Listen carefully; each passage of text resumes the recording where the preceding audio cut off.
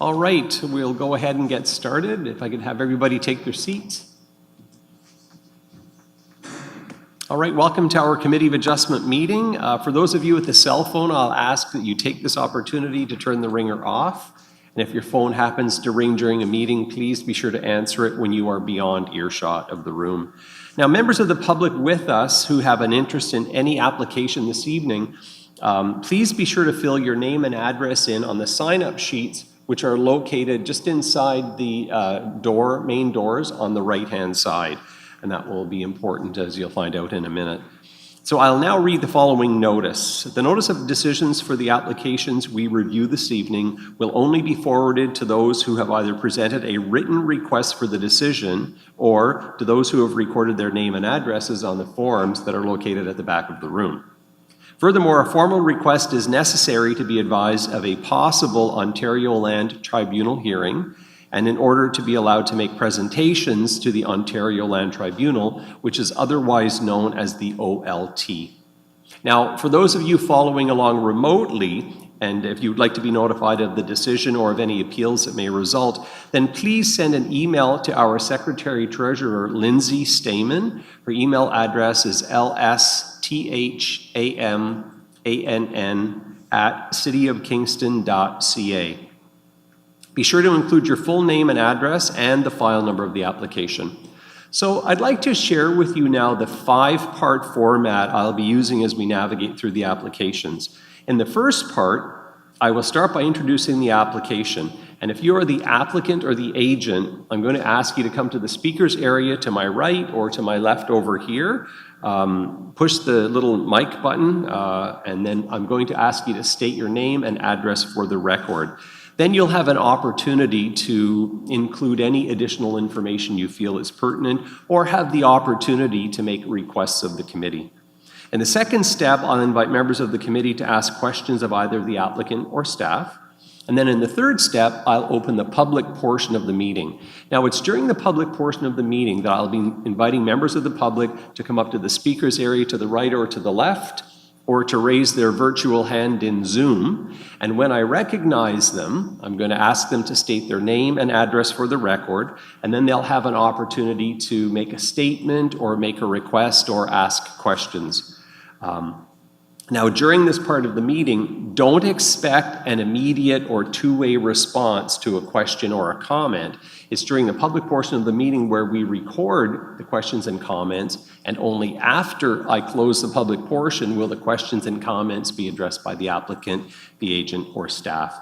Now, each speaker will be allowed up to 5 minutes to make a presentation, and I'll be sure to give a warning at the 4-minute mark. And furthermore, it would be helpful if speakers do not repeat the same issues. So if somebody has already covered a point that you may want to raise, then please don't feel compelled to repeat it. That's just not helpful. That's about it. Oh, and then we get into the fourth step, which is where I'll give the applicant, their agent, or staff an opportunity to address those public comments. And then in the fifth and final step, I'll turn the meeting over to our committee members, where we will make a motion, we will deliberate on the application, and make an ultimate decision. And then we go back to the top and step number 1, because I'll be using the same process for each application this evening. So at this point, I'd like to call on Allison, who is our committee clerk, to confirm quorum. Thank you. Through you, Mr. Chair, I'd like to confirm that we do have quorum with all committee members present. Thank you very much. Okay, so I'll now call the meeting to order at 5:34 p.m. And I'll refer everybody to the agenda. Committee members, can I call for a motion to approve the agenda with the addendum that came out this afternoon? Looking for somebody. So moved by Jordan and seconded by Doug. Any discussion? So all in favor, raise your physical hands. And that is unanimously carried. Thank you. All right, now we need confirmation of the previous minutes of the July 15th meeting. We've had a chance to review them. Can I have somebody move that they be accepted? Moved by Ken, seconded by Somnath. Any discussion? So all in favor, raise your physical hands. And physical hand, okay, and that's unanimously carried. Thank you. Are there any disclosures of pecuniary interest this evening? Okay, Somnath, if I could just have you state the nature. Yeah, I know the applicant on the application for the Pauline Tom, the agenda item on Pauline Tom Avenue. Okay, thank you. And so when we get to that part of the meeting, we'll have you leave the meeting, okay? Any other disclosures of pecuniary interest? Aguarov? Yes, Mr. Chair, I am the applicant for the property on 150 Pauline Tom Avenue. Okay, all right, thank you very much. Are there any other disclosures of pecuniary interest? And seeing none, I'll move on. We have no requests for deferral and no returning deferred items. So the first piece of new business is an application for minor variance for 170 Colborne Street. Lindsay, can I have you read this into the record, please? Through you, Mr. Chair, this is an application for minor variance at 170 Colborne Street, file number D13050-2024, to facilitate the construction of a 20-story mixed-use building composed of a 14-story tower atop a 6-story podium containing 283 square meters of ground floor commercial space and a total of 344 residential homes. I'll also note that the addendum contains one letter of concern regarding this application. Thanks very much. So can I have the applicant or their agents identify yourself by name and address, please?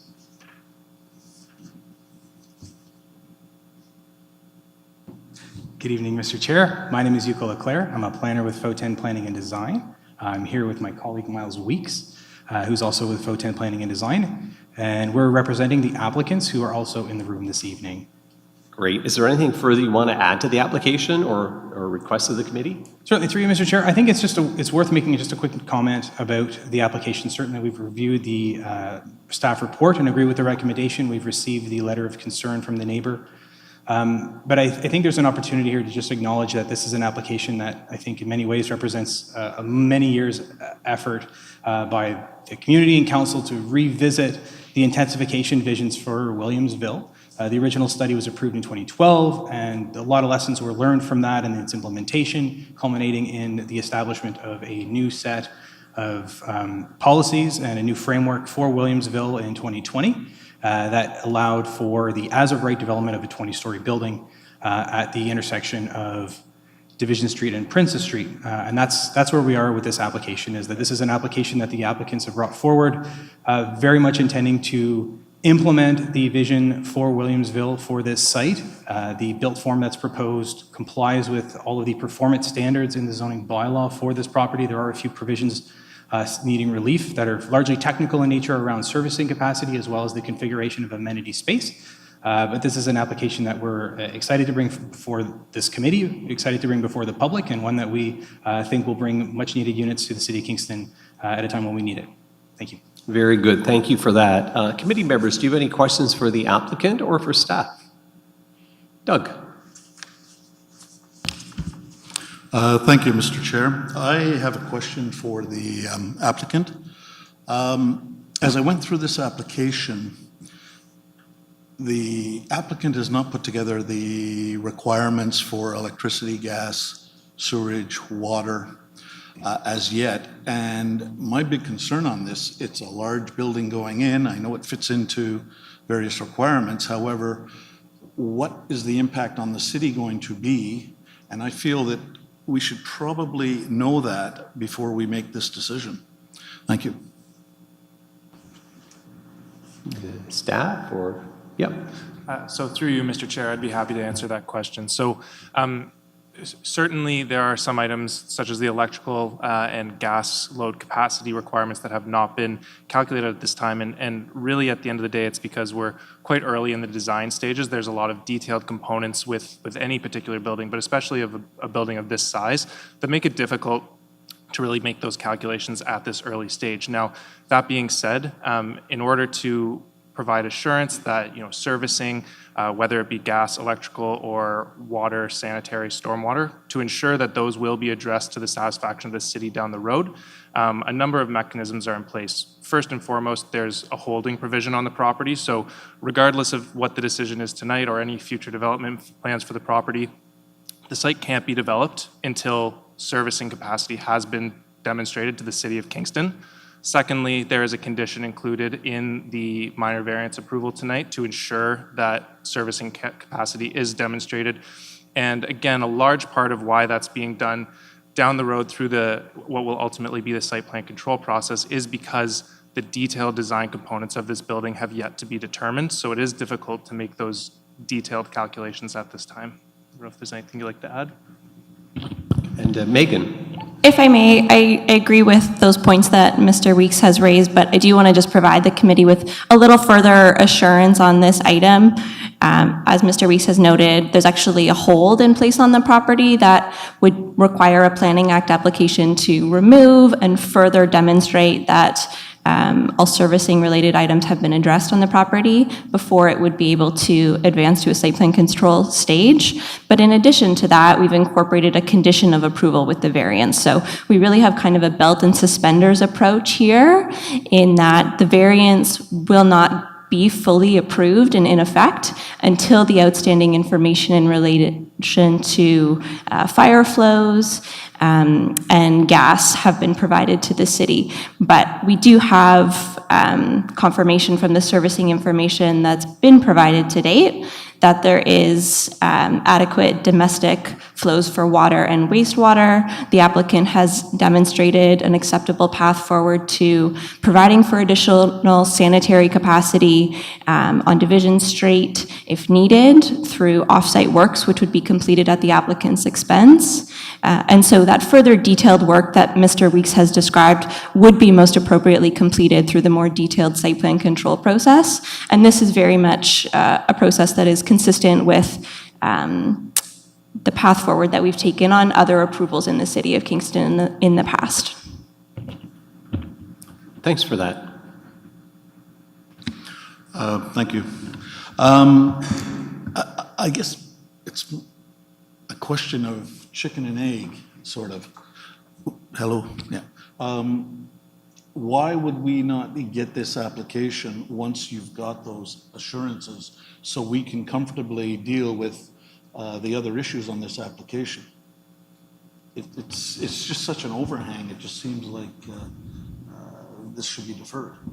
Yep, through the chair, that's a good question. So anytime we're looking to put in place the applicable zoning on a property, whether it's through a zoning bylaw amendment application or whether it's making tweaks to the applicable zoning through a minor variance application, we're looking for the applicant to demonstrate feasibility at that stage. So they're doing more high-level technical work to demonstrate the feasibility of a use, or in this case, the proposed increase in density.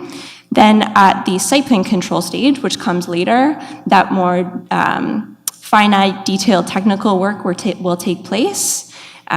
So in this case, the servicing information that isn't available yet is the more detailed servicing information that is more feasibly completed down the line at a site plan control stage once the floor plans and the details of the application are more well determined.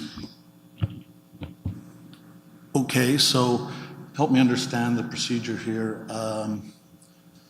If we approve this today, this doesn't come back to us again, even though you're holding on to our approval. Is that correct? So if the committee approves the application today, they would approve it with the list of conditions that have been recommended in Exhibit A of the staff report. And the minor variance wouldn't come into full force and effect until the applicant has successfully fulfilled those conditions. So it wouldn't come back to the Committee of Adjustment. That work would be completed by staff subsequent to the committee's approval of the notice of decision that contains those conditions. Through you, Mr. Chair, if I may add as well Yes. to Ms. Robideau's comments, I would just add as well the cost to arrive at those detailed examinations of servicing capacity for a building of this scale is really substantial. It does require a fairly significant investment on the applicant's part, which is why the process is broken up the way that it is, to allow an applicant to sort of satisfy the city on feasibility at the feasibility level, which is where we're at now, so that they can then invest the additional resources needed to further detail out and iterate the building, which will arrive at sort of the how. How are we going to service this building at this scale? What upgrades, what changes are we going to need? What size pipe, what depth, all that stuff. That's all, to arrive at those figures is a really major effort. And in order to really get there, we sort of have to clear this process first so that so that it can proceed logically. Okay, thank you. Jeff? Thank you, Mr. Chair. I have a question here for the applicants. So this building is going to be quite a large building, and we're looking at quite an increase in height. My worry is that the community is consulted on this and is aware or has been made aware that a 20-story building can be on this site. So how did the process occur there? How was the consultation done? And how was the community involved in this in the first place? Thank you, and through you, Mr. Chair. Maybe I'll start, and then Ms. Robideau will pick it up from there. But the Williamsville Main Street study was, of the planning efforts that I've seen done in the city of Kingston, was one of the most collaborative ones in terms of the heavy involvement of the community, both the Williamsville District Association, as well as just residents that are not affiliated with any particular groups. There's a lot of activity. So when the Williamsville study was originally implemented in 2012, a lot of the construction that we're seeing in Williamsville right now is coming out of that particular effort. I think there was, the best way that I would put it is that there was a lot of sort of this sort of building of concern around the scale of buildings that were happening sort of throughout the corridor that wasn't really in line with what the original vision for the Williamsville Main Street study had been. So as a result of that, city staff initiated a process to revisit the Williamsville Main Street study, do an update to the study, and look at where height should be redistributed throughout the corridor. The original study, for example, had said 6 stories, but in these situations you can go up to 10, not really anticipating that lot consolidations would happen and a larger number of 10-story buildings would be built. So learning from that, staff brought forward and worked with the District Association to really hear a lot of the concerns that the association had expressed, and came up with a new set of policies that were ultimately approved by council following I want to say months long, but it may have been over a year of public consultation that culminated with the implementation of the height permissions that we see now in Williamsville, which is a 6-story limit that's very clearly stated throughout the corridor, with one exception, which is at the west side of the intersection of Division Street and Princess Street, where we now have permission for a maximum of 20 stories. That process was very collaborative, very consultative. There was a lot of involvement from the community. In this specific application, the minor variance was noticed as any minor variance application has been, but in addition to that, staff also reached out and spoke with the neighborhood association, or maybe that was in reverse. Maybe the association reached out, and I should maybe leave that discussion to Ms. Robideau. But there's been a lot of communication with the community about this height at this location, and the evaluation of compatibility of this height was done largely through that Main Street study 4 years ago, which found that the parameters, the performance standards for the built form in Williamsville, both at the 6-story and at the 20-story level, were found to be compatible. Yeah, so happy to jump in on just a couple of points. The application before us tonight, I do want to emphasize that it is intended to comply in every way with the applicable performance standards for building height and massing that apply on the site. So the applicant is not seeking any relief in relation to height or built form on the property.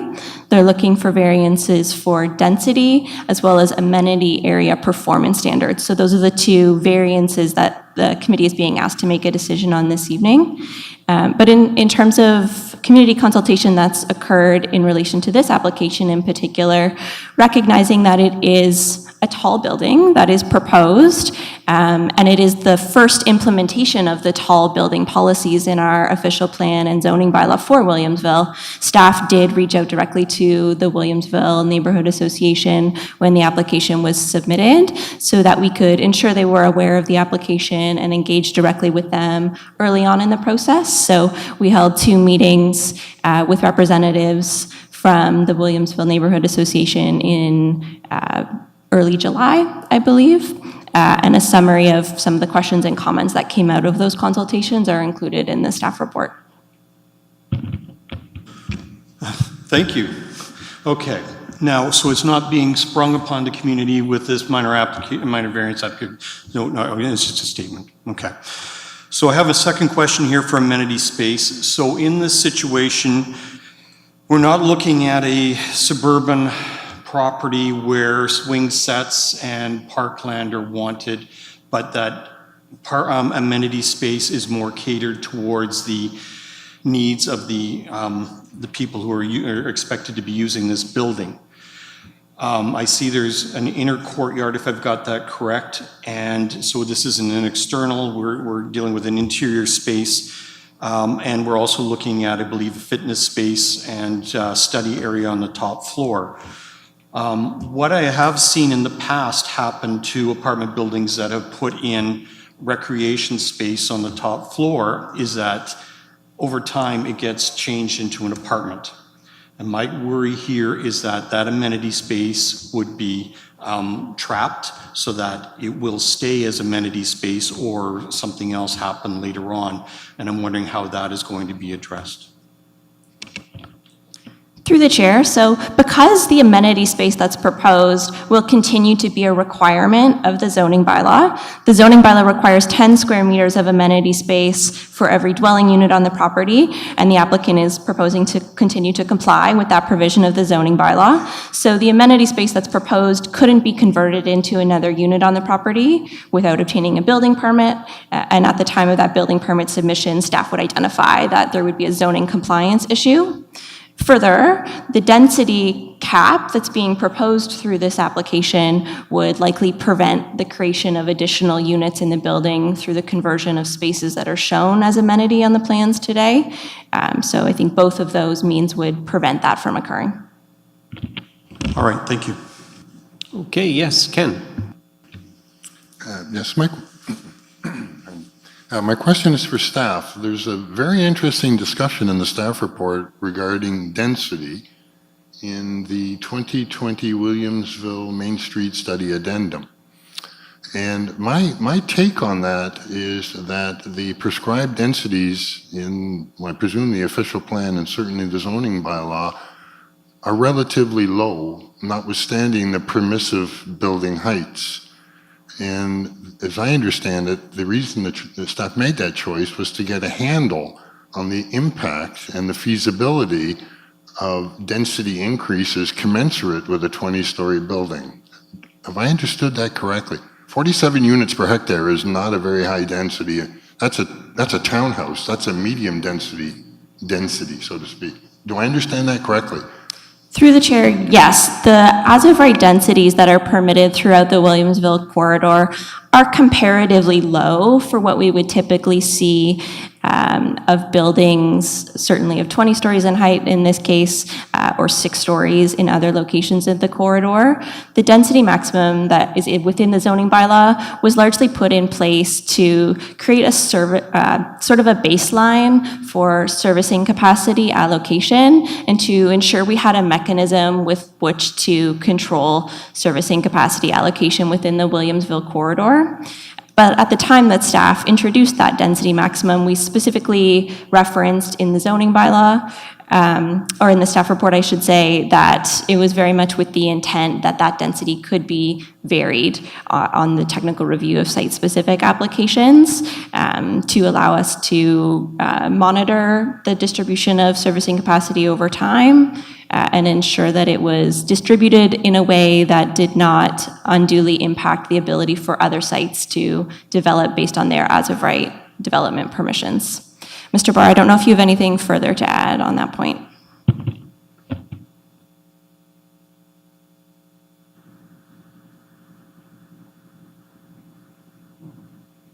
Thank you, and through you, Ms. Robidoux. That's a very accurate summary of the density requirements in Williamsville. It is a very low bar. It's one of the reasons why some of the only supporting studies we have for this application, excuse me, sorry, is the servicing reports that are before you, because we were really just examining wastewater capacity associated with this. Williamsville has historically, excuse me one second.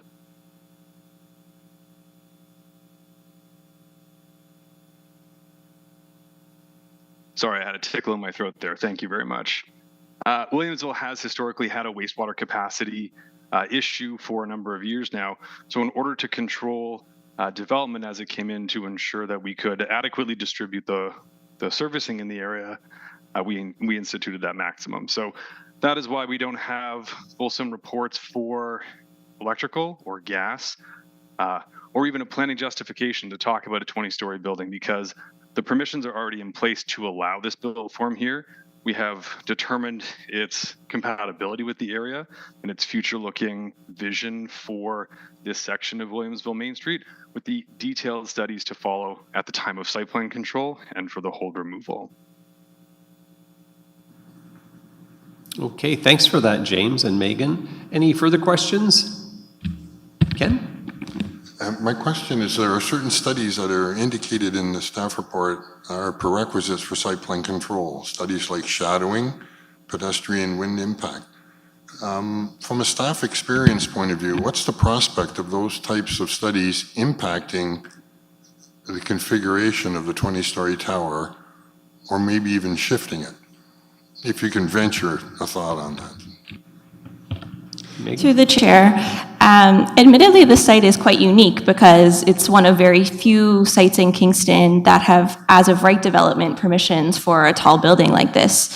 You know, typically we would have the opportunity to review those shadow studies and wind studies through the zoning bylaw amendment process where an applicant was asking to build to that height. There was some preliminary shadow analysis work that occurred when the tall building policies were put in place with the 2020 addendum. But what that detailed site plan work will allow us to do is review it in the context of this application, and we'll work with the applicant to, regardless of the as-of-right policy permissions, ensure the best outcome possible in terms of building design on the site, in terms of the way the building interfaces with the street, and any impacts that it may create in terms of wind or shadowing on the surrounding area. All righty, any further questions? Oh, James, you wanted to add to that? Yes, thanks, and through you, Chair. So we do have an urban designer on staff with the city now, and as part of that submission for site plan control, to date, they've been compliant with their zone permissions, which means we do have great setbacks and stepbacks already built into the zoning. But where we deem something to be an unsupportable influence, we can have that discussion with them about how to shape the tower appropriately, how to look at the best way to deploy that massing on site in accordance with the zone regulations for a better shadow outcome. So we can have that detailed dialogue through the site plan control stage. The pedestrian level wind study is one that we'll sometimes see at the time of zoning for feasibility purposes, because we're having those discussions about setbacks and stepbacks. But because we've already got those instituted here, the building will already have a level of wind control at the pedestrian grade built into it. So what we're really examining at the time of site plan control with the pedestrian level wind study is, okay, even giving this massing, do we have some areas where we can do better? So will there be able to be an overhang over the street to prevent downdraft from coming in? Do we need to look at, a couple of recesses or windscreens, both at grade or at the amenity areas located on the higher stories to create a better pedestrian outcome for the majority of the year? So a pedestrian level wind study is really mostly applicable at the time of site plan control anyways, because we're having those detailed discussions about awnings, about windscreens to actually implement functional spaces for the building and surrounding the building. Okay, thank you for that. Any other questions? I see none, so I'll open the public portion of the meeting. So do we have members of the public with us this evening wishing to speak to the application for 170 Colborne Street? Yes, so if you want to attend any one of these microphones to my left, grab a seat.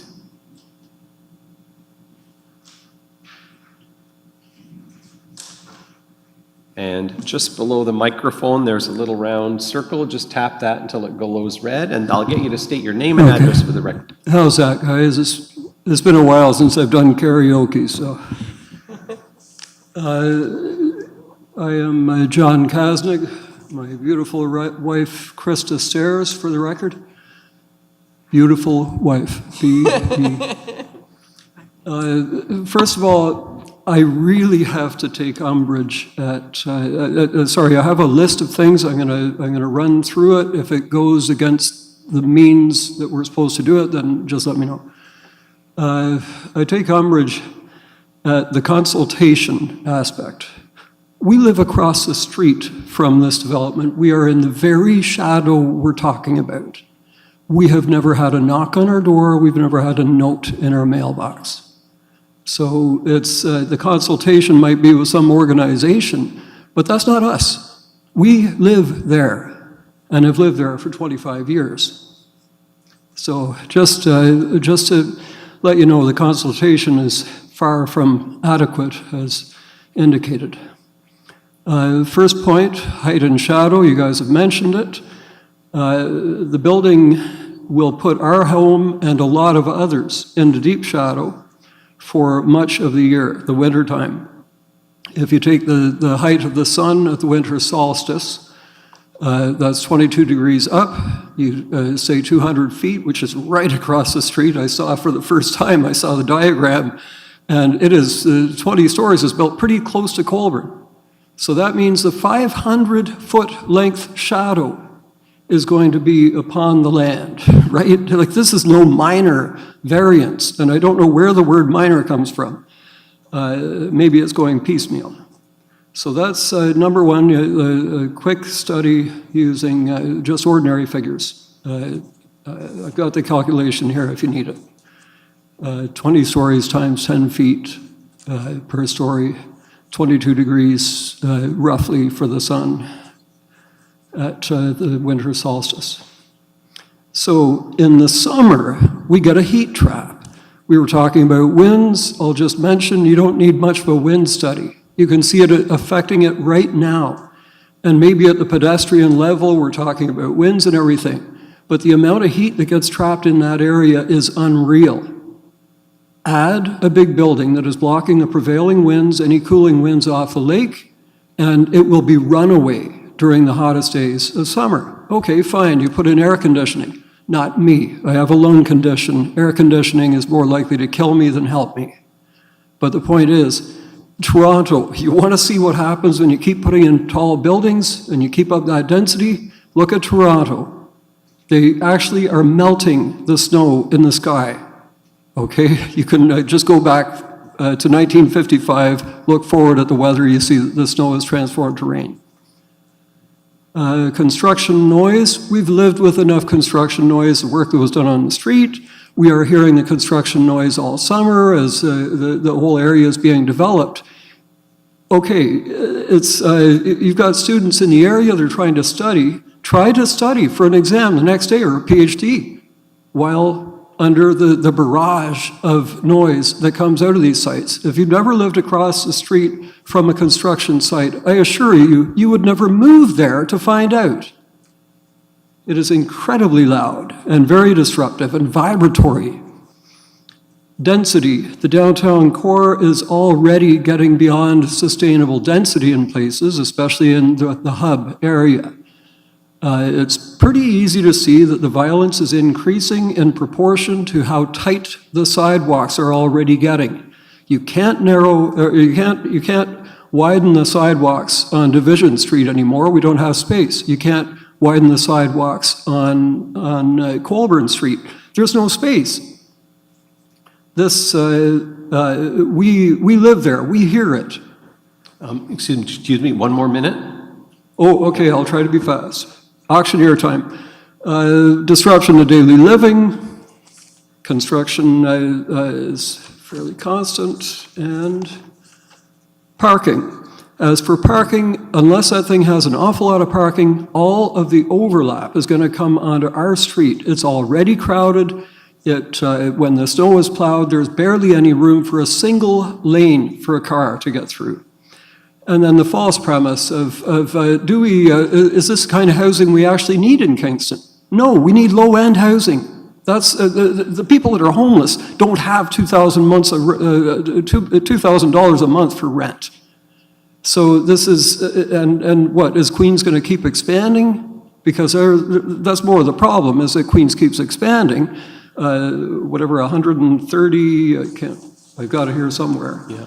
130 new students last year, and there goes half your seats. That's time.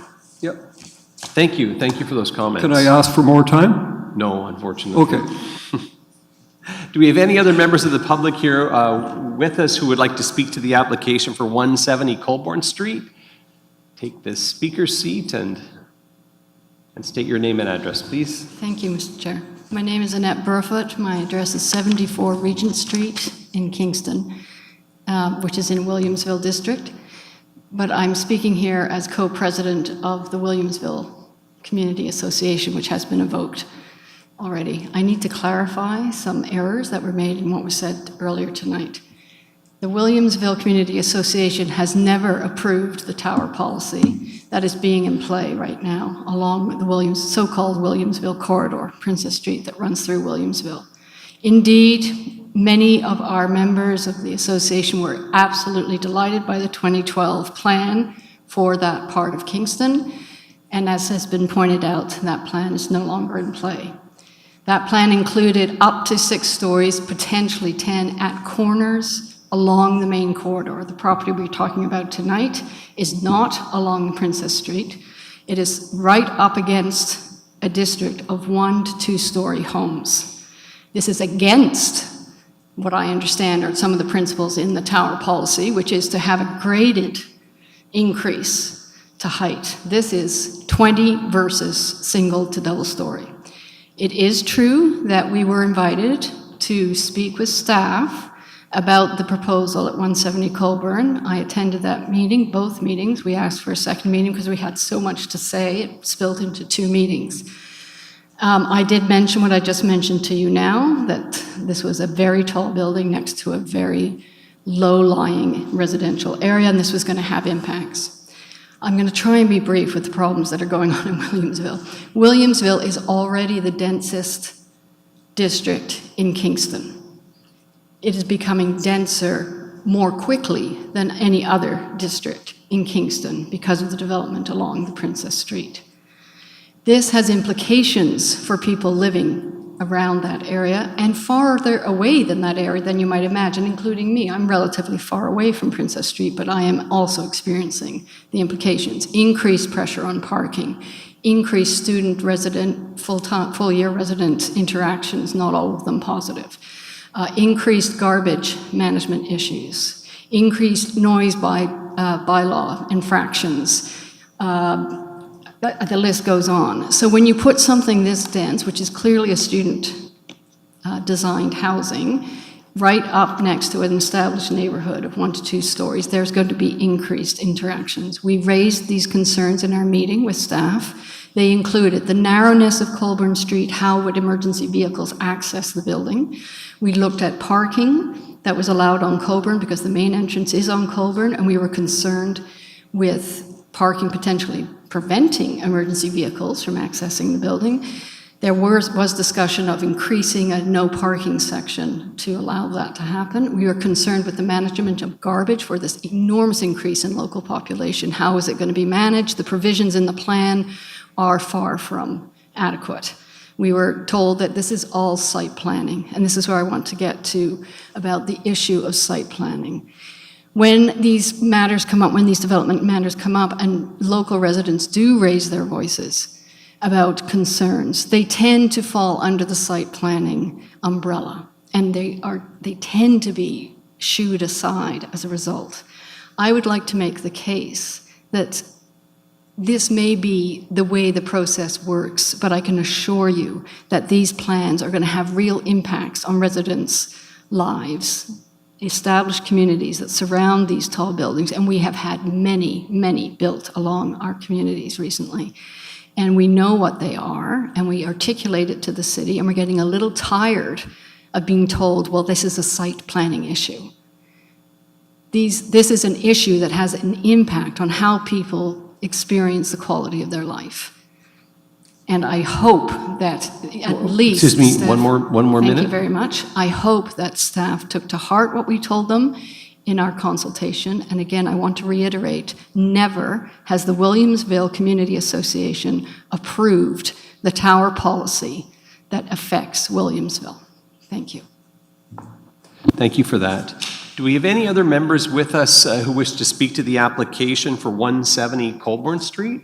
Please raise your physical hand or your virtual hand in Zoom. And I'll call for one final time. If anybody is here wishing to speak to the application for 170 Colborne Street, please raise your physical hand if you're present or your virtual hand in Zoom. And yes, yep. Hi, I'm Krista Stairs. I live on 181 Colburn Street.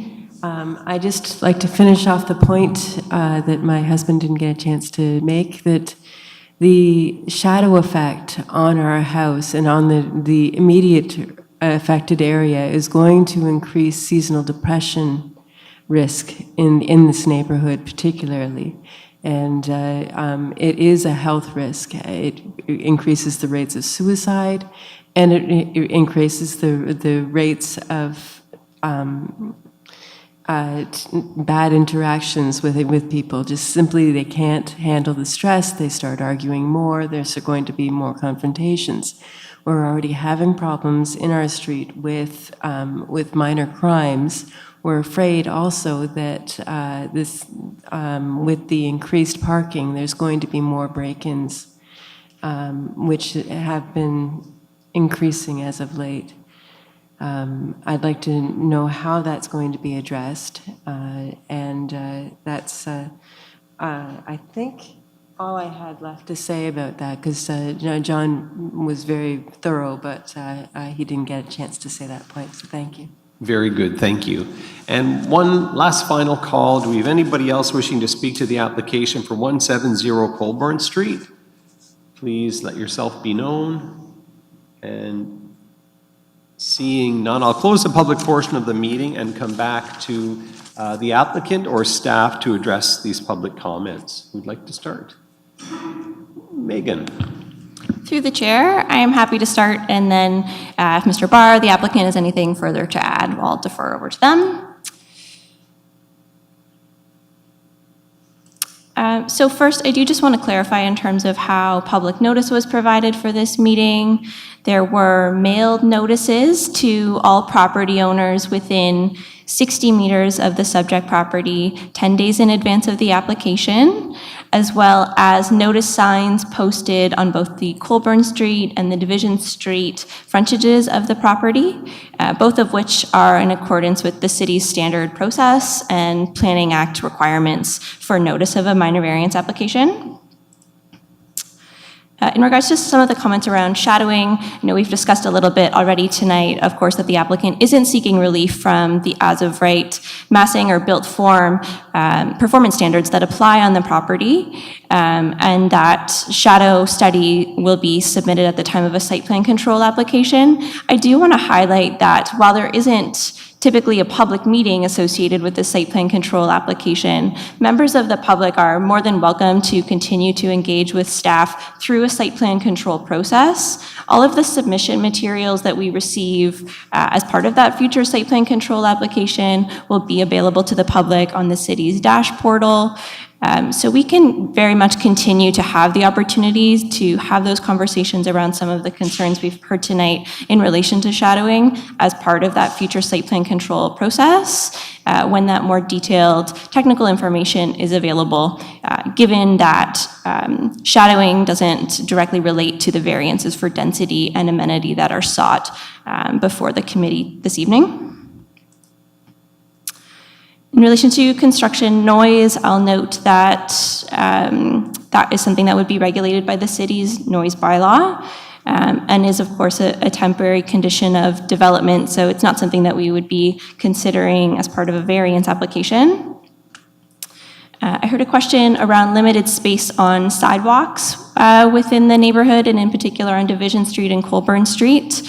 The city will actually be requiring a road widening on the Division Street frontage of the property as part of the future site plan control application. So that will allow the city to acquire more right-of-way lands along that Division Street frontage, as is called for in our official plan, and give us a little bit more space to accommodate some of the infrastructure that's needed along that right-of-way in the future. In terms of vehicle parking, there's a total of 11 surface parking spaces proposed at the rear of the building, which would include required visitor parking, car share parking, and a short-term delivery parking space for the future site users. And then in total, there's an additional 122 vehicle parking spaces provided within 2 levels of underground parking interior to the building. So the applicant isn't seeking any relief from the zoning bylaws minimum parking requirements this evening.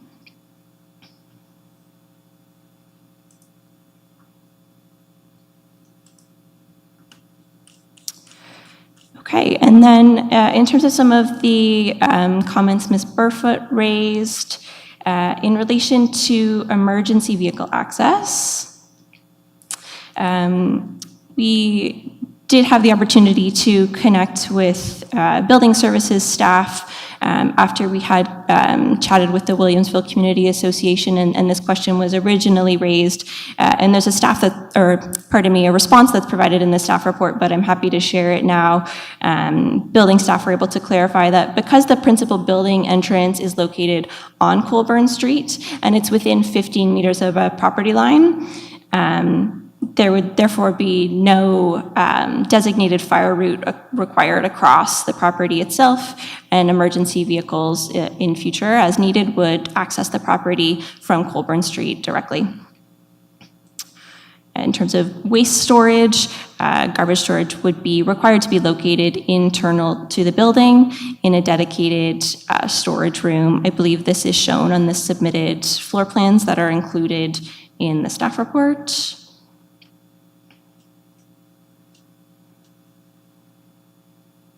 Make sure I haven't missed anything else.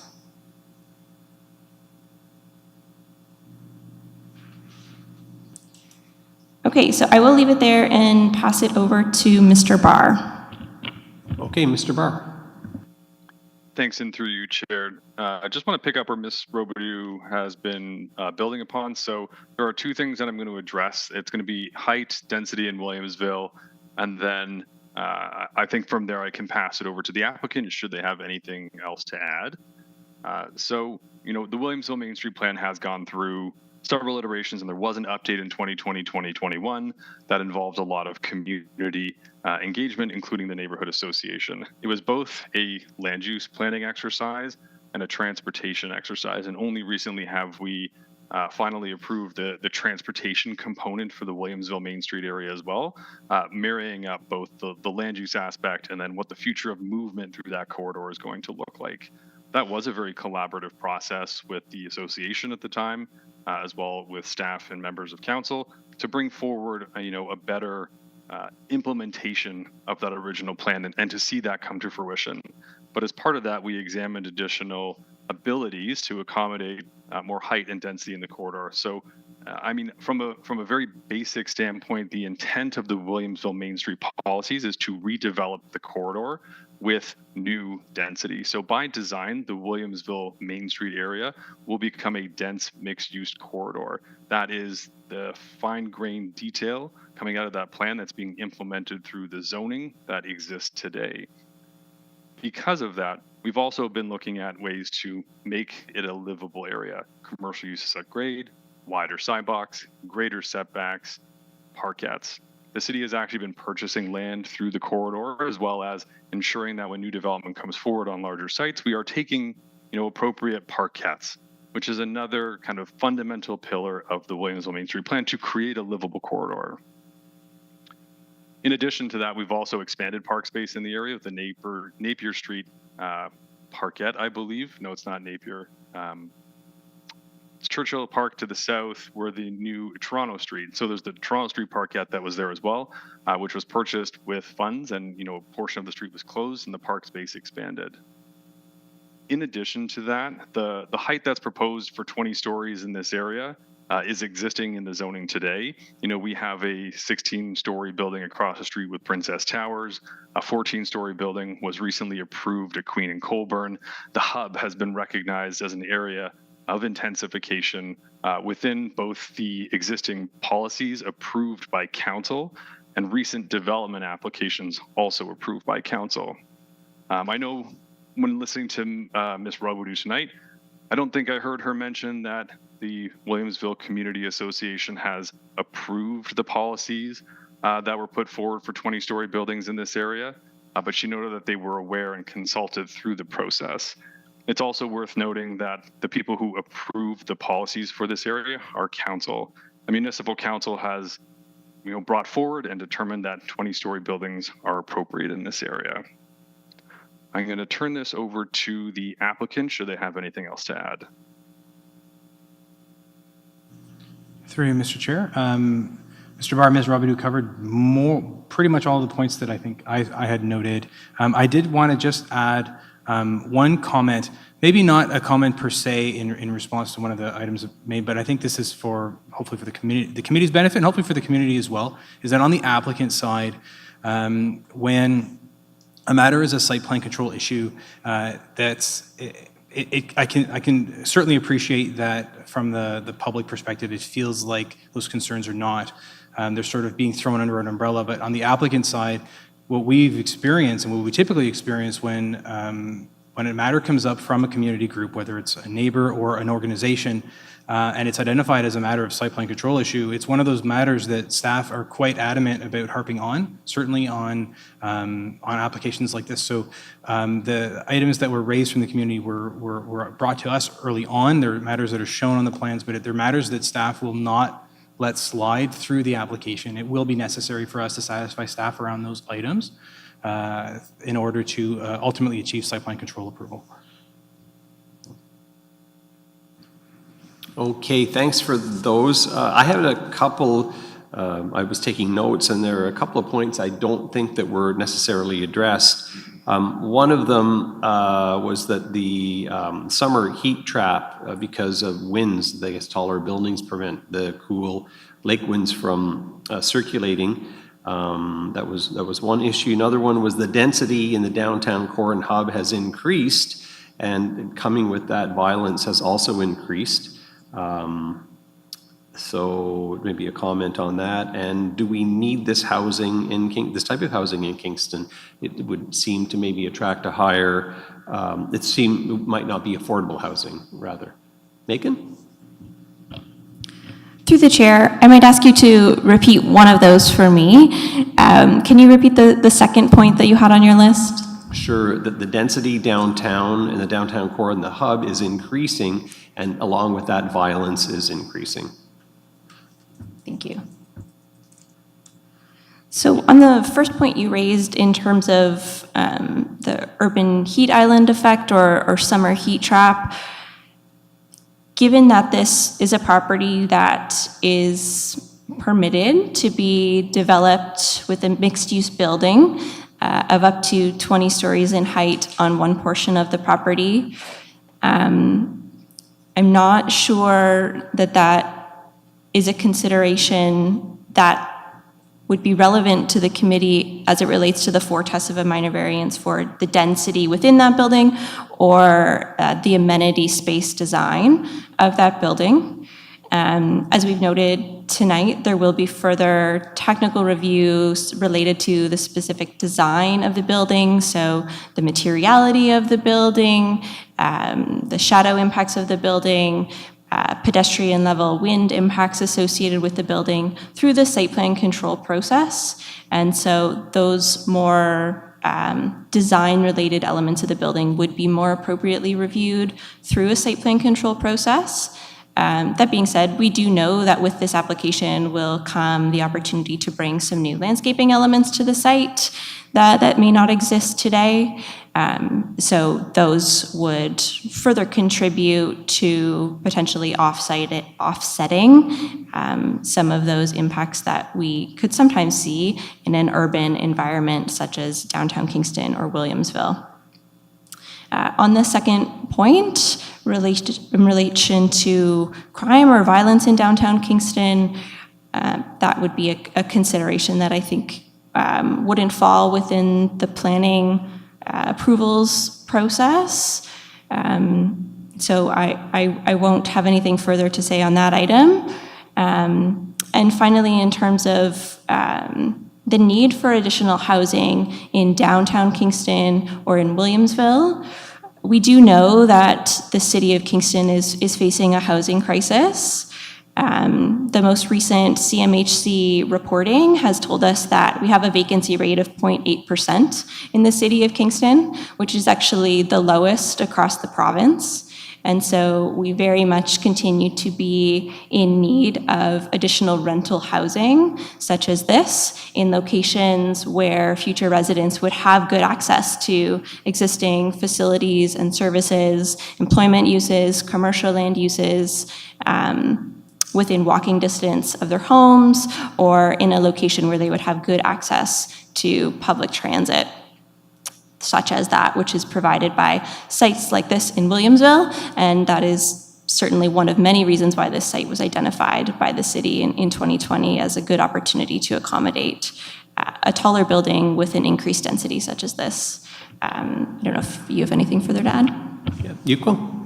Sorry, Mr. Chair. I'd just like to add to the first question around the heat trap. Ms. Robideau spoke to the opportunities for increased landscaping. I thought I would provide a little bit of quantify that. The permitted zoning, or the zoning has a permission for up to 70% of lot coverage for buildings in the Williamsville zones, in the WM1 and WM2 zones. What we're showing on our site plan, we have, because of the split zoning on the property, we have the provisions broken up per zone. So on sort of the 6-story portion of the site, we're showing 42.8% lot coverage, and then under the 20-story portion of the site, 59%. So the zoning allows us to provide even more lot coverage than what we're proposing. So we're trying to really maximize those opportunities for landscaping on the site here. Thanks for that. Okay, I think that's about it. So yeah, follow up. Ken? Is it permissible to ask a question of staff now? Sure, absolutely. Yeah. My question is for Mr. Barr. I recognize that height is not an element of this minor variance application. Nonetheless, height is a big item of discussion tonight. I'm going to ask you to go back in your memory to the approval of the Williamsville study update and speak to the notion of height transition. My understanding of the position, I presume of council and probably of staff, was that height transition between this site and the east side of Coburn, or north as the case may be, is achieved by way of the building massing. That is to say, the first podium portion, the 4 to 6 stories, is a sort of a human level of building height, and the tower itself is set back and isolated from the perimeter of the site. Was that the thinking of council back when the Williamsville study was updated to accept 20 stories on this site relative to the low profile buildings on the opposite side of Coburn Street? Thank you. Thanks, and through you, Chair. In short, yes. So if we look at the mapping for the site, this is a large site, and you'll note that when you look at the zoning for it and the official plan designation underneath it, the 20-story permissions are not extended to the full length of the site. The site is cut in half, essentially. The idea was to push the height and density out towards Division and down towards Princess Street, while then providing a transition with the remaining portion of the site through its 6-story building to the homes on the south side of Coburn to the west. In addition to that, we do have a required, I believe it's 2 to 3 meter setback at grade for the 6-story portion of the building along the entire frontage of Coburn Street, and then that has a further step back further up for the tower portion. We also saw at the time when we made the recommendation to council to accept this as Colborne Street being an area with to also transition the building. So there are a couple elements at play here for the compatibility of this height, but also recognizing the ability of the hub, which already has some characteristics of height when you look at the buildings around it, ranging between 6, 12, 16, 14, and 18 stories. That height already exists in this area, and it's one of the special areas in downtown where height and density is being concentrated, the first being the hub, the second being the North Block. They're seen as areas of special characteristics that can support these types of buildings and redevelopment in the downtown. So that's why if you look at how the approvals have come forward, where the policy has changed, those are the two areas supporting additional height and density through this area. It's also worth noting that when the Williamsville policies were brought forward, the regulations under the Planning Act were different at the time, and third-party appeals were still accepted. This was 2021 when the recommendation came forward. At that time, there was one appeal of the policies. It was actually site-specific. It was for the shopper site at the corner of Princess and Division. No other appeals were received. So there were no other challenges at the time to the fundamentals of the Williamsville Main Street policies that were brought forward and approved by council.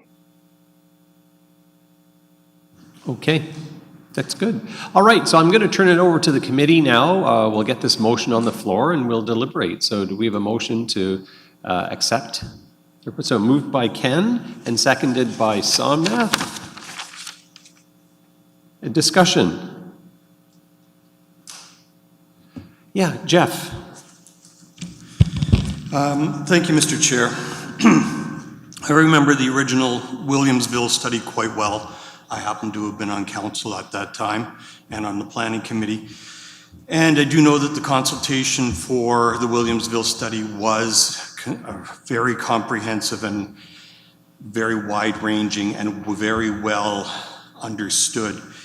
My feeling is that this completely meets that original intent for intensification in this neighborhood, and I can see this still fitting within that intent at that time, so I will be supporting this application. Thank you. Any other comments? So I see none, so I'll call for the vote. All in favor, raise your physical hand.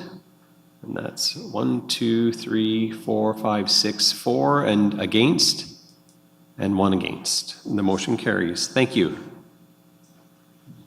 Thank you. All right, the next item on the agenda is an application for consent, 2213 Sydenham Road. Lindsay, can I have you read this into the record, please? Through you, Mr. Chair, this is an application for consent at 2213 Sydenham Road. The file numbers are D10-015-2024 and D10-016-2024. Each application is to sever a 1 hectare lot with 61 meters of frontage on Unity Road, which would result in 2 severed lots and 1 retained lot. This was a delegated authority consent application that has been bumped up to this committee due to 2 letters of concern, which can be found in Exhibit J of the staff report. Thank you. And can we have you state your name and address, please? Welcome. Through you, Mr. Chair, my name is Kelsey Jones. I am a registered professional planner with Botem Planning and Design. I am here this evening on behalf of the applicants, Norm and Carolyn Simpkins, who are also here in attendance. Well, thank you. And do you have anything further to add to the application? Through you, Mr. Chair, I do. I will note that we have reviewed staff's report, and as well, we are in receipt of the public comments received, and as well, we have reviewed them in detail. I recognize that staff's report quite thoroughly goes through those concerns, but if I may just speak very briefly to them ahead of any questions. Just reiterating that the applications before the committee this evening are for two severances, both of which comply with the zoning bylaw requirements for lot area and frontage. We do recognize that there have been concerns regarding some environmental impacts, heritage, negative potential impacts to wells surrounding the property, and as well questions about the intent for the retained lands. Just noting that the property does incorporate some environmental features, namely significant woodland, riparian corridor, valley lands. Those are located in the south portion of the proposed, or they're located in the south portion of the subject property, set back approximately 600 meters from the proposed severed lots. So the proposed severances this evening won't have any impacts on those existing environmental features, as they will be retained as part of the retained land. So no fragmentation of those would occur.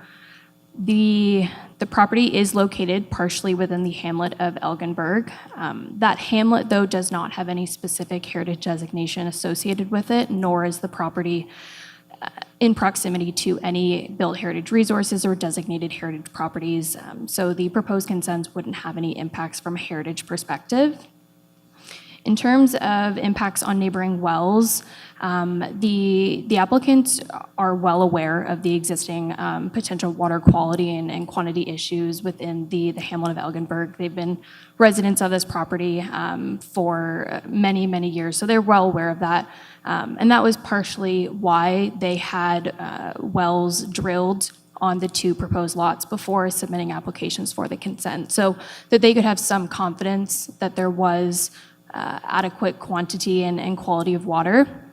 And they have had those wells tested by a hydrogeologist and had those hydrogeological reports completed to demonstrate that that water quantity and quality is available, as well as monitoring the impacts of using that well on wells located on neighboring properties. So they have assessed the potential interference of these new wells on neighboring property wells. And those reports have been submitted to the city as part of these applications. City's Environment Department has reviewed those reports, and they are satisfied at this time that the wells meet the criteria that they require.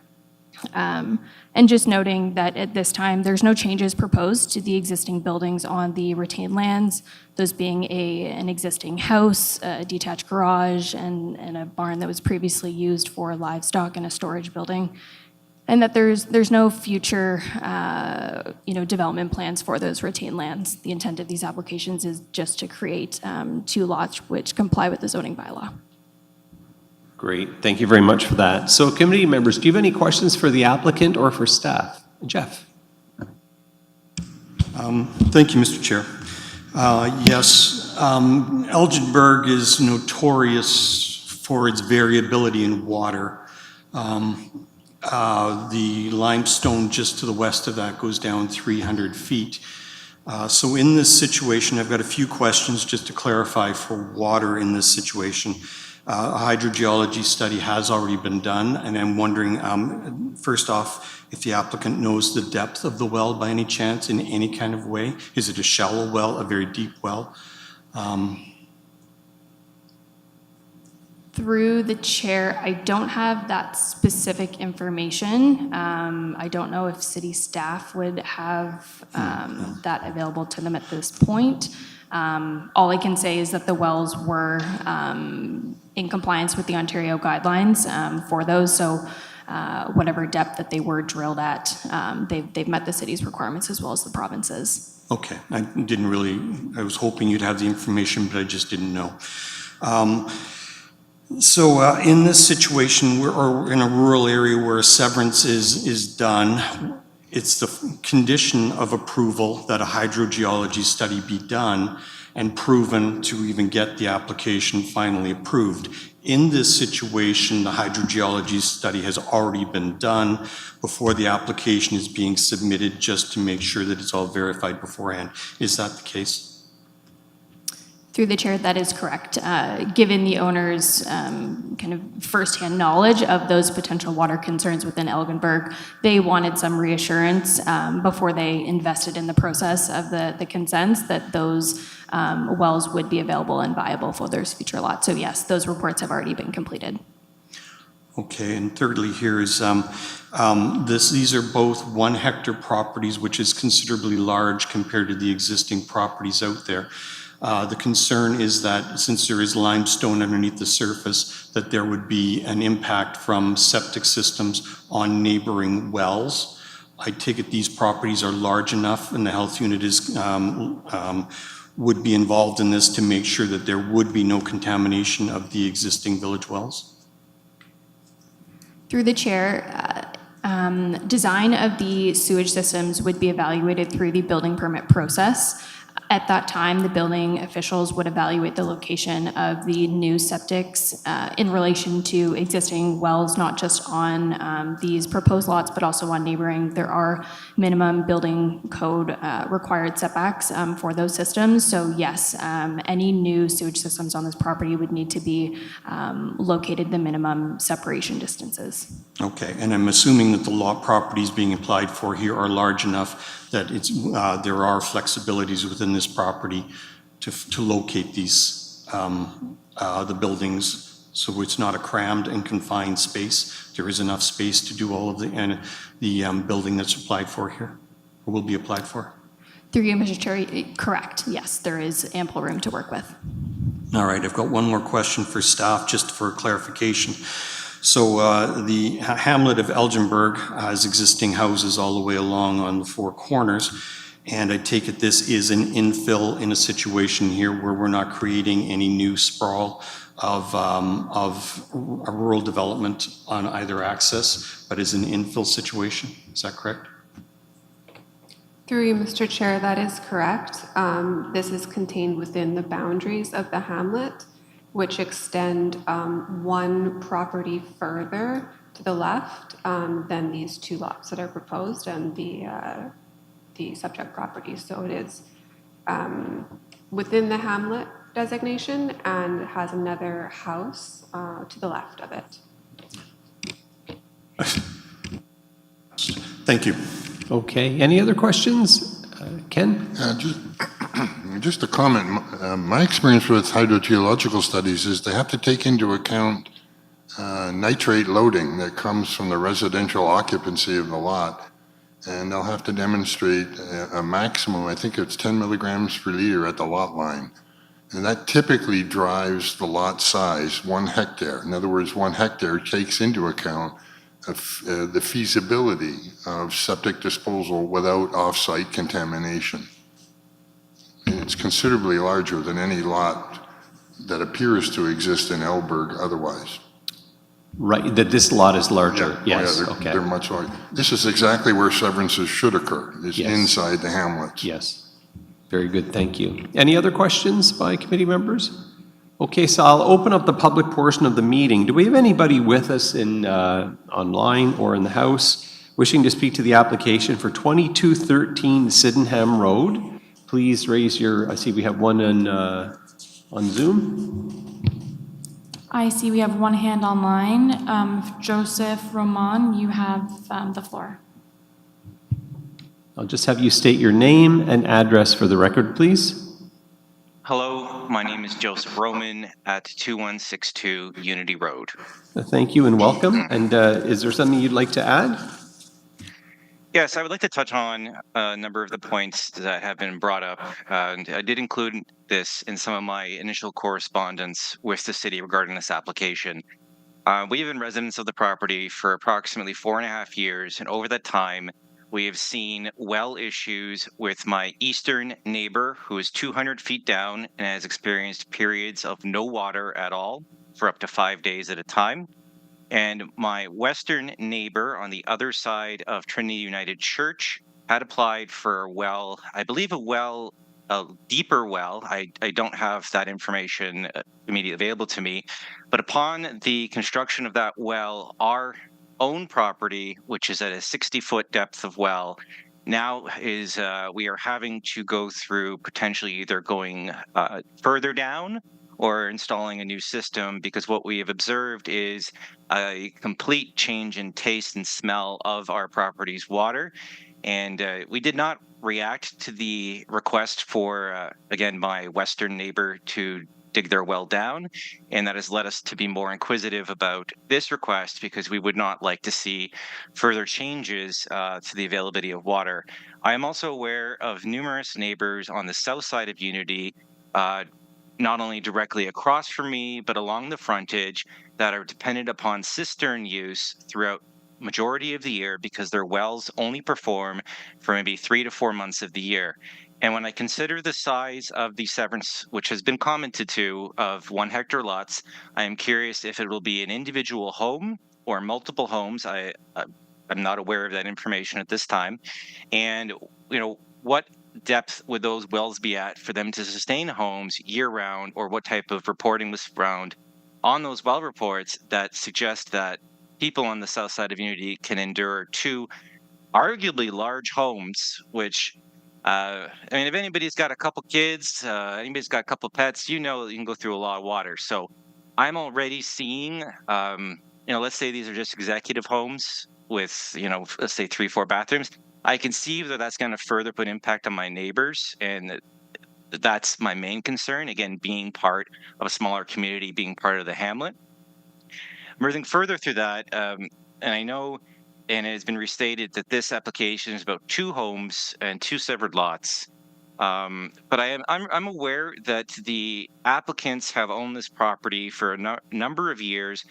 And please correct me if I'm wrong. I did ask the city, but did not get a response.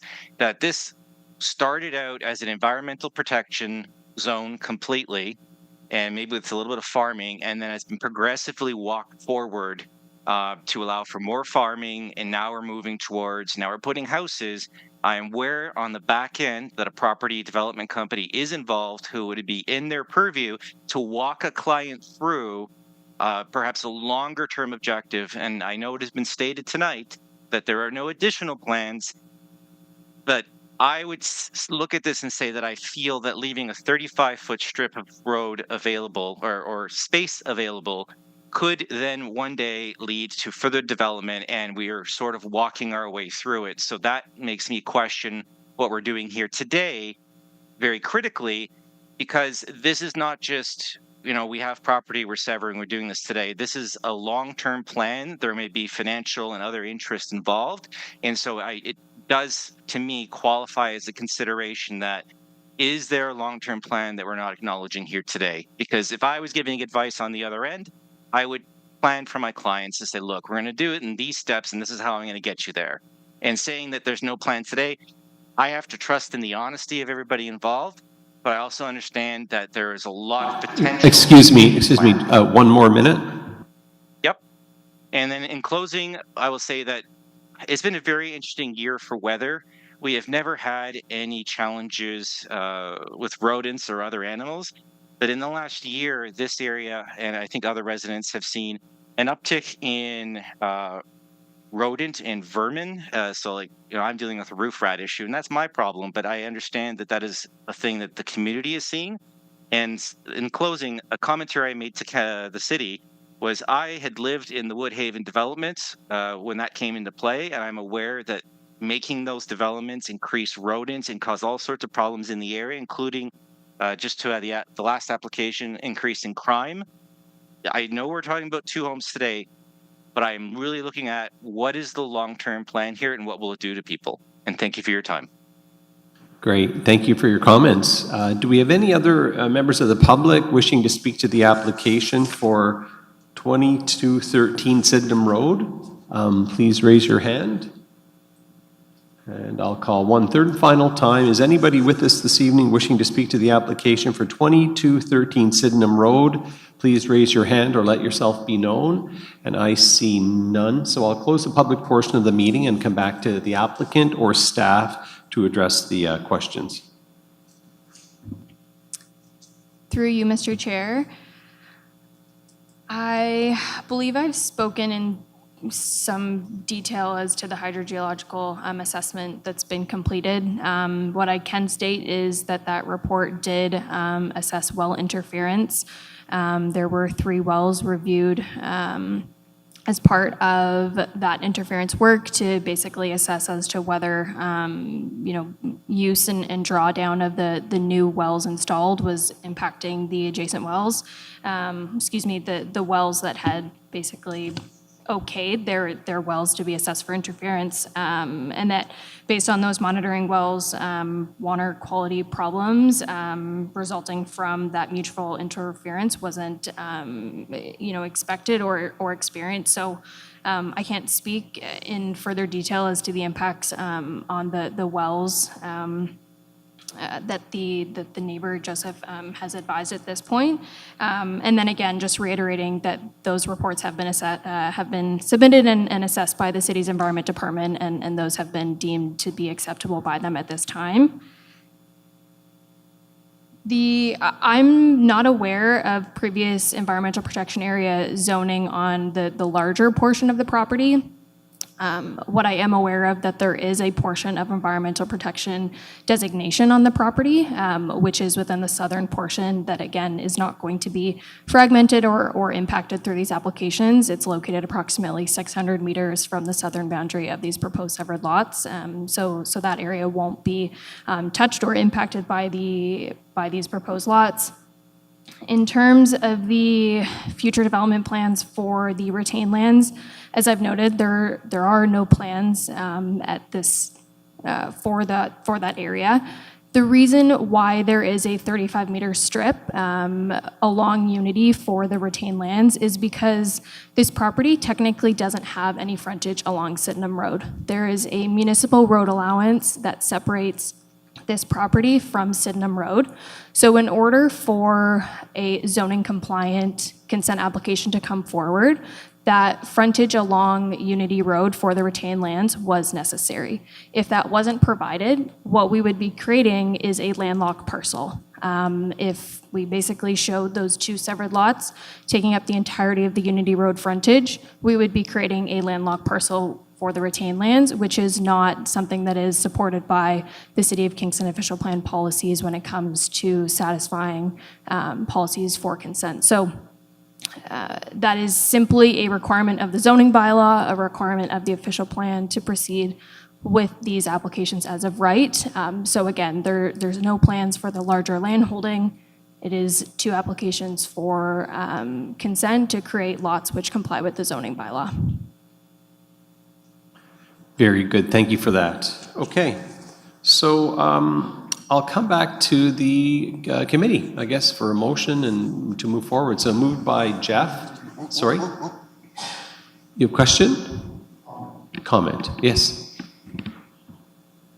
There was one question that the gentleman, Mr. Roman, asked as to whether it's single-family dwellings or multiple dwellings on the lots, proposed lots, excuse me. Through the chair, yes, my apologies for missing that. At this point, my understanding is that there is a proposal for single detached dwellings on the proposed lots. Staff can correct me if I'm wrong, but there would be potential allowances for detached residential units on those lots, subject to a hold removal in future. So those permissions would be available, but at this time, it's my understanding that there are just two single-family homes, one per lot, that would be sought. Okay, and Jeff, comment? Thank you, Mr. Chair. Just a comment here. If this application were coming forward right now without any knowledge on the water situation, I would not be supporting it. But the applicant here has done due diligence, quite extensive due diligence, to prove that their water supply is very good for these properties, and that this is an infill property in the village of hamlet of Elginburg, and I will support this application.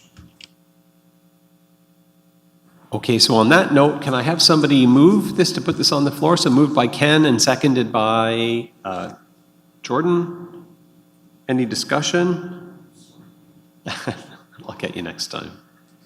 No discussion? So all in favor, raise your physical hands. And that would be 6-4. Oh, so I'm sorry, unanimously carried. Thank you. Thank you. Thank you. All right, our next application is for minor variance and consent 3382 Sydenham Road. Lindsay, can you read this into the record, please? Through you, Mr. Chair. This is an application for minor variance and consent at 3382 Sydenham Road.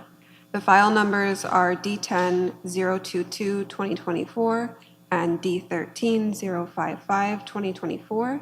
The consent application is to sever a 897.6 square meter parcel for the purpose of a lot addition. And the minor variance application is to reduce the minimum required lot area from 10,000 square meters to 7,987 square meters. Thank you. And do we have the applicant with us? I'm right here. Okay, I'll have you state your name and address for the record, please. Hey, my name is Ralph Feistauer at 3382 Sydenham Road. Excellent, and welcome. And do you have anything further you want to add to the application? No, it's fairly straightforward. Basically, the property was already undersized when the new bylaws came into effect. So as a result of us wanting to partition a small portion of the land, we end up in front of this committee. Okay. All right, committee members, do you have any questions for the applicant or for staff? Jeff? Thank you, Mr. Chair. So just to, a question on this property. It is on a limestone ridge. I take it the applicant's property is on the top of the ridge, and this lot addition is on a piece of property below the ridge on a separate frontage, and that to go from the top property to the lower property is very difficult anyway, and not necessarily. I'd like to get the applicant to comment on that if he could. Certainly. That's exactly how it's described. Our current property is on the top of the limestone ridge. The section we want to sever is, there's a little tiny piece on top of the ridge, and the rest of it is a very steep slope towards Lowborough Drive. Okay, so next question is the property that's being enlarged. This is going to enable them to use their property in a much better way because they'll have more land. I take it that's the situation here? That is correct. The current situation with their property is it was established way before minimum boundary or minimum lot sizes. So the house that is there right now currently butts up against the property line, and this gives them a little bit of a buffer to put stuff, for example, I'm going to say propane tanks because I don't know what the ultimate plan is. But yes, that's the plan. Thank you. Okay, any other questions from committee members? All right, I'll open the public portion of the meeting. Do we have any members of the public wishing to speak to the application for 3382 Sydenham Road? Please raise your physical hand or your virtual hand on Zoom. And one person. And again, do we have anybody here wishing to speak to the application for 3382 Sydenham Road? Please raise your physical hand or your virtual hand in Zoom. And I'm not seeing any action, so I'll close the public portion of the meeting and come back to the committee for a motion. So moved by Somnath and seconded by Ken. Any discussion? Jeff? I'll do it in the right time slot now. Yes, the properties below on Lowborough Drive are very tiny, so I can see why this would be an advantage to enlarge one of the properties down there to give them a greater ability to function in that area. Thank you, and okay. I will be supporting it. Okay. Any other comments?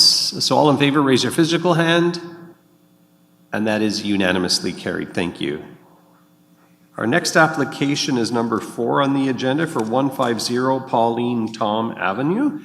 And can I have you read that into the record, Lindsay? Through you, Mr. Chair. This is an application for minor variance at 150 Pauline Tom Avenue, file number D13-048-2024, to permit the development of a 62.4 square meter partially enclosed rear porch. Tonight's addendum contains 2 pieces of correspondence regarding this application. Great, thank you. And we don't have the applicant with us, I understand?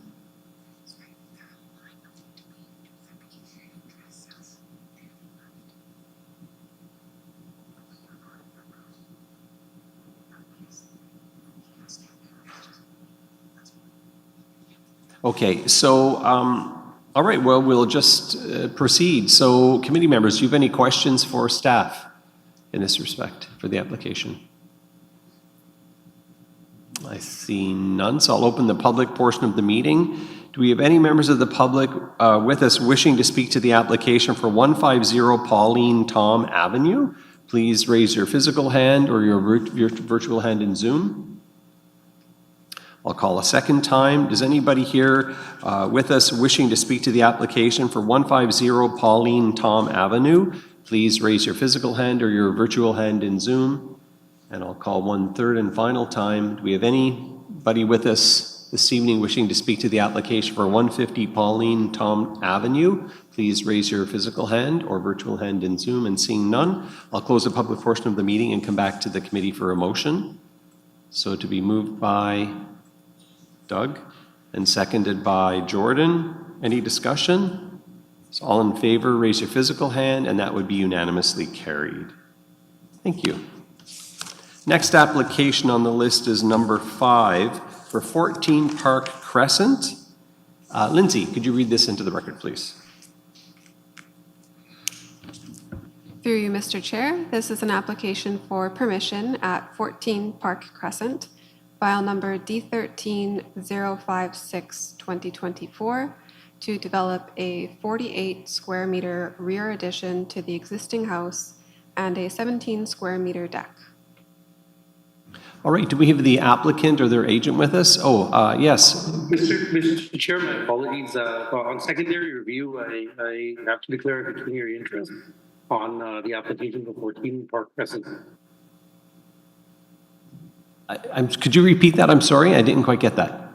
On secondary review of the file that I did today, I have to declare a pecuniary interest on this matter related to 14 Park Crescent. So I'd like to recuse myself. Oh, yes, okay, we'll accept that, thank you. All right, so you'll leave the room, thank you. So you've noted that. Okay, where were we? Do we have the applicant or their agent with us? Yes.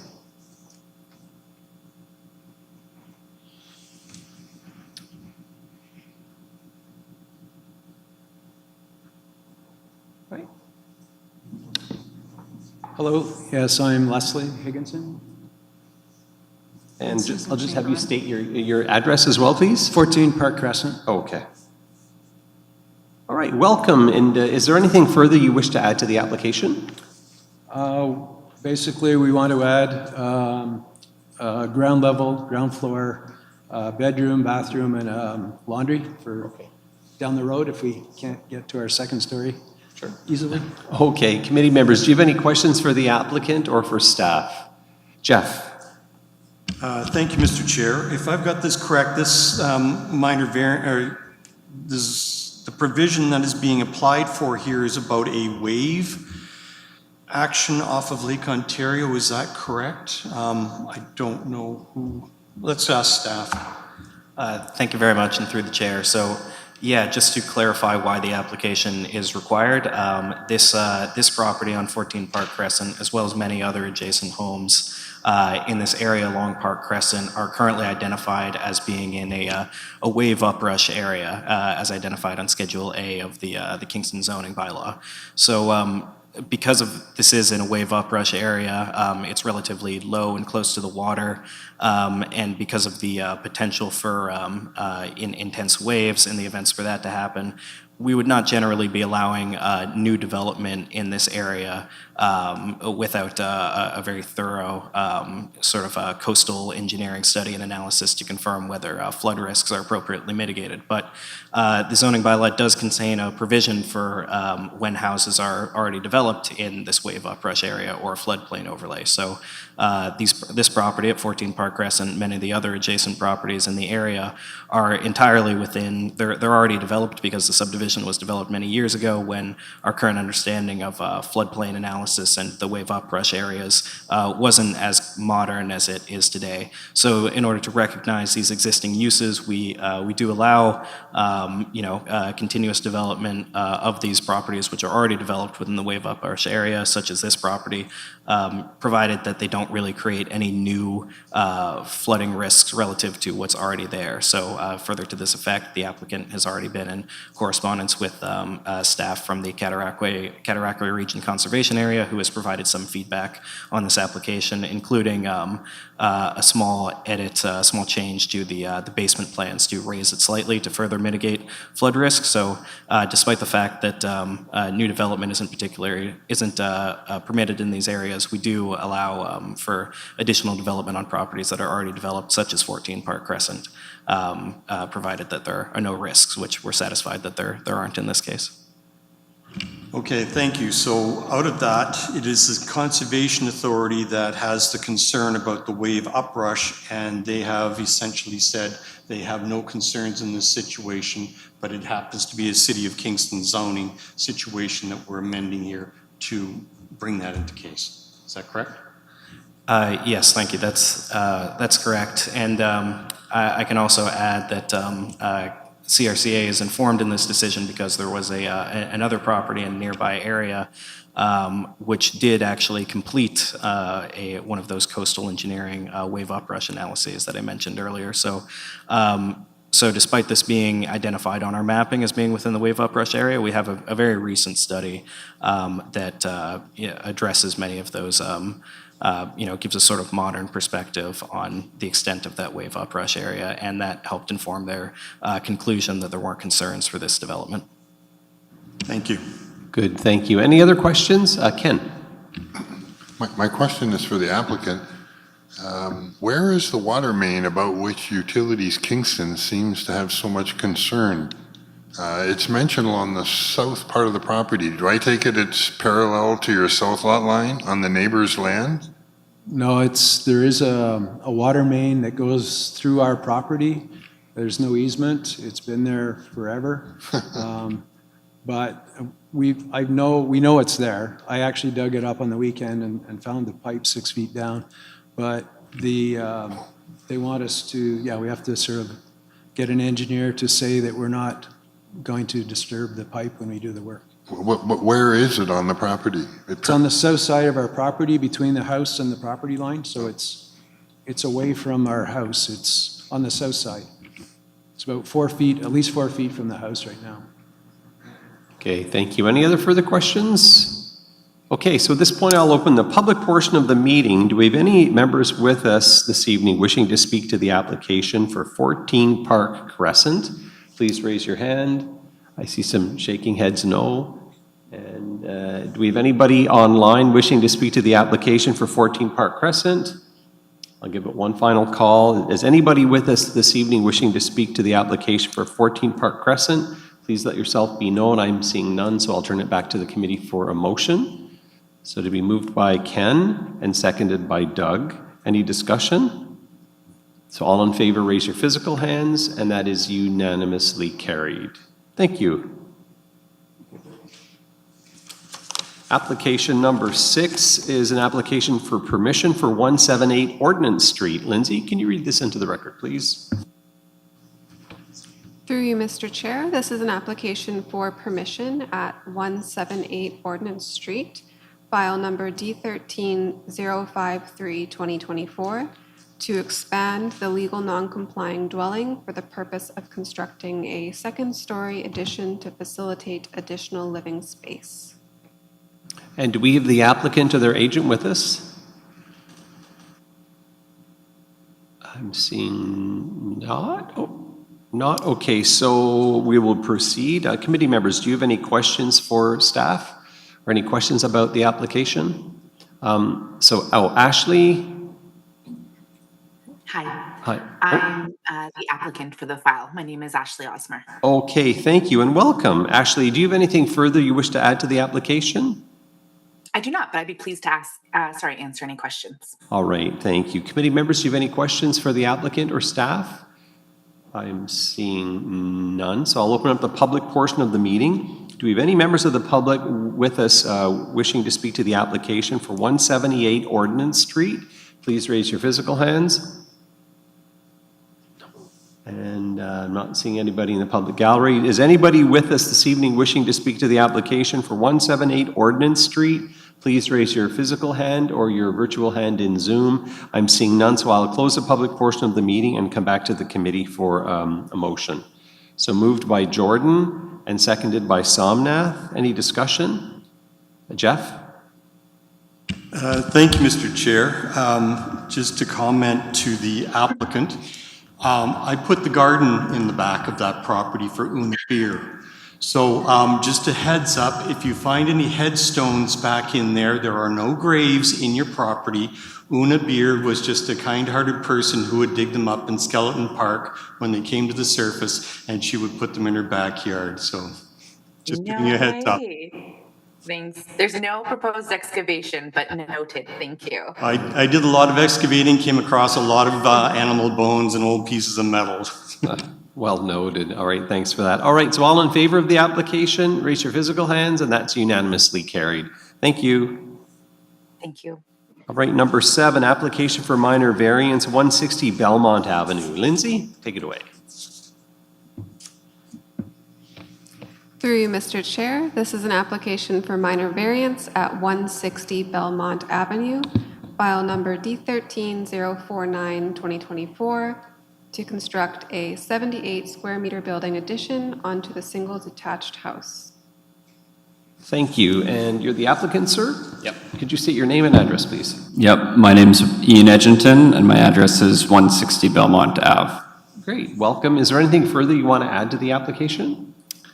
The only thing I'd add is that we moved into this home last September, and since then we've had a lot of interaction with our neighbors, and they are all very supportive of this addition going on. Okay, thank you for that. Committee members, do you have any questions for the applicant or for staff? I'm seeing none, so I'll open the public portion of the meeting. Do we have any public members with us this evening wishing to speak to the application for 160 Belmont Avenue? Please raise your physical hand or your virtual hand in Zoom. And I'll give one final call. We're a pretty sparse crowd. Is anybody here wishing to speak to the application for 160 Belmont Avenue? Please raise your physical hand or virtual hand in Zoom. I'm seeing none. I'll close the public portion of the meeting and come back to the committee for a motion. So moved by Somnath and seconded by Gaurav. Any discussion? So all in favor, raise your physical hand, and that is unanimously carried. Thank you. Great. Thank you. All right, our final application this evening is number 8 for 221, 223, and 225 Collingwood Street. Lindsay, could you introduce this for us, please? Through you, Mr. Chair, this is an application for minor variance and consent at 221, 223, and 225 Collingwood Street, file numbers D10018-2024, D10019-2024, and D13042-2024. The first consent application is to sever a 175 square meter lot with 6.5 meters of road frontage on Collingwood Street. The second consent application is to sever a 135 square meter lot with 5 meters of road frontage on Collingwood Street. And the minor variance application is to address zoning deficiencies resulting from the proposed consents and to facilitate the construction of a 190 square meter third story addition. Great, thank you. And do we have the applicant with us this evening?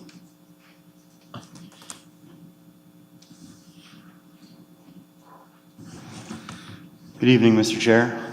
My name is Jason Sands. I'm here on behalf of the owner of the property. I'm happy to answer any questions you may have this evening. Thank you. Welcome. And I didn't recognize you over there. I'm sorry. Committee members, do you have any questions for the applicant or for staff? I see none, so I will open the public portion of the meeting.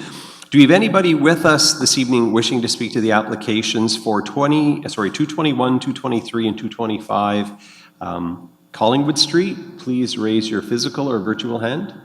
Oh, we have nobody online and there's nobody in the room, so I'll close the public portion of the meeting and come back to the committee for a motion. Moved by Jordan and seconded by Jeff. Any discussion?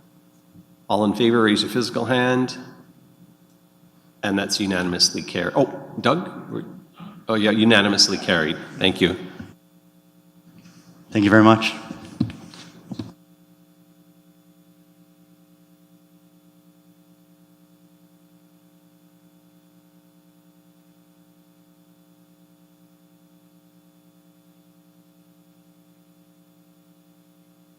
All right, moving through the agenda, we have no motions. There are no notices of motion.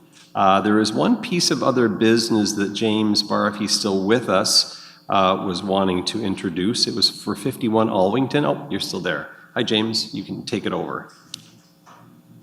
Thanks, and through you, Chair. Just to keep the committee informed of matters that the committee has rendered decisions on but continue outside of this chamber, I wanted to provide an update on the Ontario Land Tribunal appeal of 51 Alwington, just to keep everybody informed. So that hearing did occur later this year, and we recently received the written decision from the Ontario Land Tribunal Chair.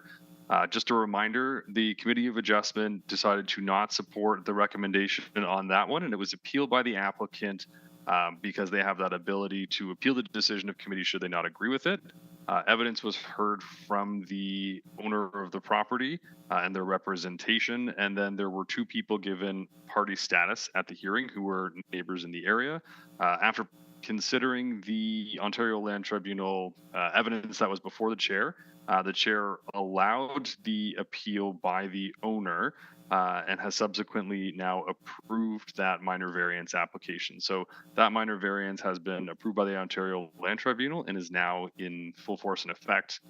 I am talking with Committee Chair Allison about this one. I'm trying to get you guys the written decision, so we're figuring out the best way to forward that on to you so you can also read and review that decision as well, should you have interest in it. But I wanted to provide that update to you guys to let you know about the process that happened subsequent to the decision by committee. Thanks for that, James. And now, question, in that case, did the city represent the committee at the meeting, at the appeal meeting? So the city entered into minutes of settlement with the applicant based on the information that was brought forward to council through legal services. So there were minutes of settlement that were entered into, but we still had to go through the formal process of going through the hearing and having that information received, understood, and then decided upon by the Ontario Land Tribunal Chair. Okay, thanks for that. And Ken, you had a question? Not so much a question, but an observation to James. I'm aware of one other decision that this committee made to refuse an application, I think it was on Princess Street, for, I've forgotten, 8, 9, or 10-story building. And I guess I would say if you're going to share decisions of OLT on applications refused by the committee, I think you should share all of them, because those land use decisions are just as important as additional residential units in the backyard. Thanks, and through you, Chair. Ken, I believe I did provide an update in the past about 563 Princess Street. That was the 6-story building with 0 parking along Princess Street. I believe that's the one you're referring to. Please correct me if I'm wrong. Okay, I'm seeing nods, so yes, that is the one. Yeah, maybe, Ken, you weren't at that hearing, but the Ontario Land Tribunal, again, also allowed the appeal by the applicant there and has subsequently approved the minor variances for that site at 563 Princess Street for 0 parking, and they have moved on to the site plan control stage and are working through those technical details. I will also work to get you those written decisions. They are available on the website, but I'm just going to work with the committee chair on the best way to move those forward to you in a timely manner every time they come out. Good, thanks for that. And Gary? Thank you. Just a procedural question in regards to the OLT. So I know that from a Tribunals Ontario perspective, these administrative tribunals sometimes decide to accept or admit additional evidence at that time that the committee doesn't have. So was this one of those cases where perhaps the parties did provide additional information that the committee did not have that persuaded the tribunal to override the decision? And just wanted to understand that part of the process, because it sometimes doesn't feel fair to the first decision-making body because we didn't have that information. Thanks, and through you, Chair. What I can say is there was no new evidence presented at either hearing. I think in the future, what I can do is provide a summary report that can happen with this, and I'll work with the committee clerks on the best way to present this information in the future to you. That way you can have the fulsome picture of exactly what happened afterwards. I did want to provide the updates tonight, but I can see you guys do want a bit more information, and I think that's great, and we will work together to figure out the best way to move that information forward. Thanks a lot for that, James. Okay. All right, so we'll move on. There's no other correspondence, and the date of the next meeting is for Monday, September 16th at 5:30. I will not be here. I'm giving you lots of notice. Okay, so on that, we'll be looking for a motion to adjourn. So moved by Ken, seconded by Doug. All in favor, raise your physical hands. That's unanimously carried. Meeting is adjourned at 7:20 p.m. Thank you.